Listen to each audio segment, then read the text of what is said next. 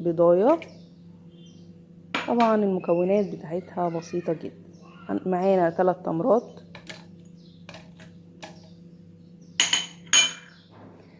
ومعلقة زيت كبيرة،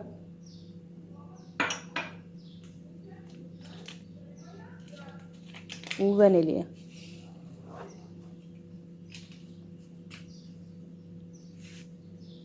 وموز، يعني صابع موز صغير كده. لو كبير طبعا هيبقى نص واحد.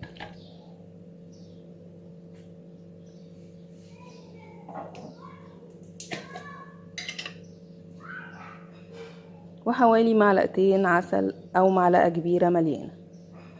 مش هنحط سكر خالص، هي معمولة النهاردة بدون سكر، كلها مكونات طبيعية وصحية. ومعلقة زبادي كبيرة او معلقتين لبن.